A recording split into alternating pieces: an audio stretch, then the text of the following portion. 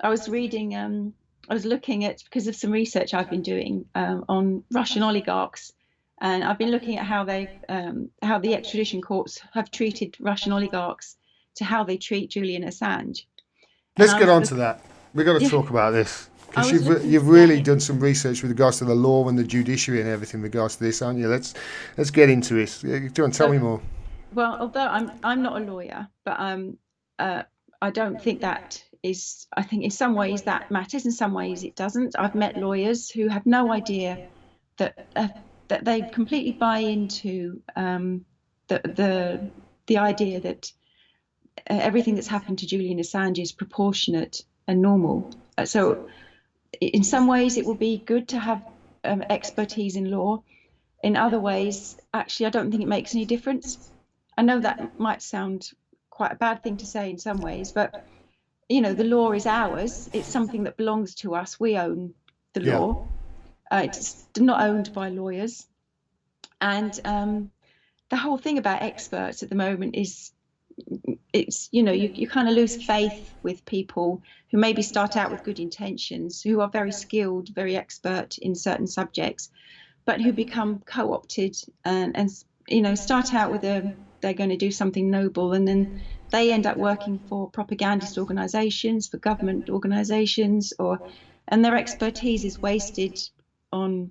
I'm thinking of, well, for example, yeah, people who do with law, people who work on and study uh, postdoctorate degrees and then go and work in government think tanks. Is this a systemic problem? Is it, Nina? Do you think?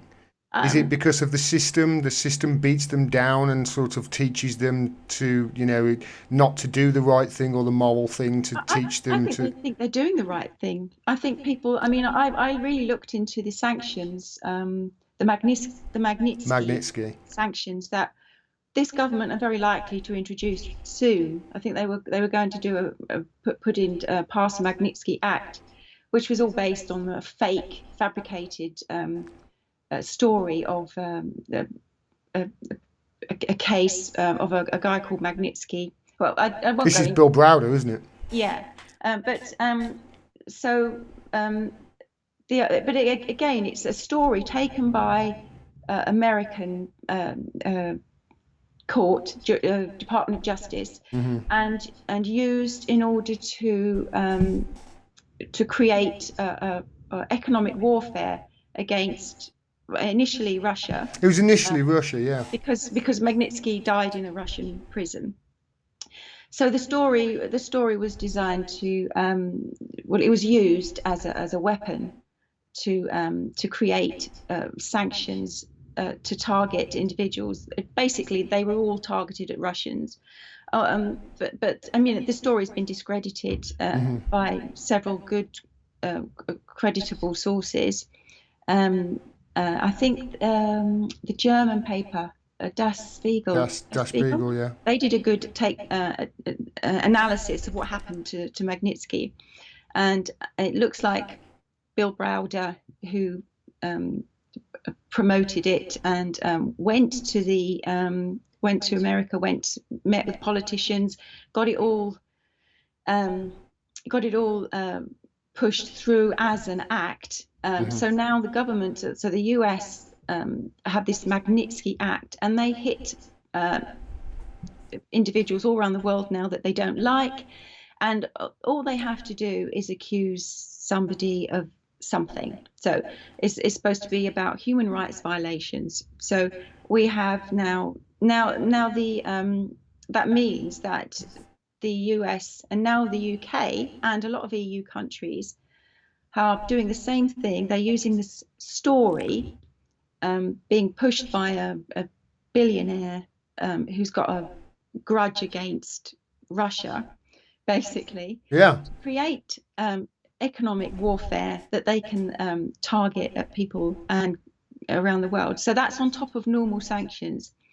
So I I remember Garland Nixon. I spoke to Garland Nixon about it, and he explained the Magnitsky Act to me, and Bill Browder, his sort of how he was there at the inception and why he would, he would have been in big trouble had it not come in. Um, Yeah, I likened it to sort of like almost like a Patriot Act for sanctions. With the Patriot Act, they can just say, terrorism, and they can then, that's all they're going to do is accuse something of terrorism, and Absolutely. that's what they've got. They accuse somebody of just of laundering drug money or whatever it is with the Magnitsky Act, or whatever, I forgot what it was now. Was it tax or something like that they used it? But they just say, it's for nefarious reasons that this person's or this person's engaging in nefarious activity, therefore we'll sanction them individually. And they've been sanctioning like individual members of the Iranian government just recently, haven't they? Yeah. I think this was all this I started talking about this because it was about people who use their expertise. Yeah, And I think it's so people might start off wanting to do good, but they might get sucked into working for the government, and then they get sucked into helping to construct sanctions policies that will then be targeted at people who, at the whim of at the whim of yeah, a politician, will then be punished. And the implications of that are that it doesn't, sanctions don't just hurt one individual; they have repercussions. But if you look at the actual wording, you don't actually need any evidence either. They no. don't. I really went into them to the how they decide who's going to be sanctioned. And this is like their law, isn't it? This Oh is yeah, their and law. this is so you might it come out in the House of Commons committee that were looking into the putting together the sanction report. Um, they interviewed various experts, and basically you don't need to have evidence. You can literally Google.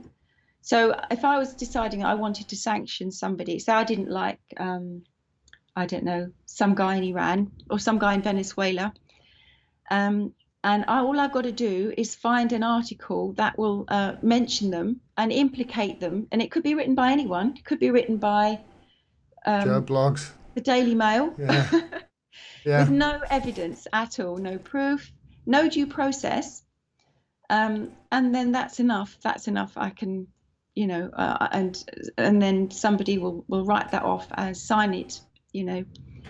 So there's no due process, or very, Yeah. very little. The only ability people have is if they then take, government to court for a sanction. So they would say there is due process, but actually Well, people there keep isn't saying, really. I keep hearing people saying to me, Nina, that America's the world's police. We're the world police. And to that, I keep saying, no, you're not the world police. You're the global mafia.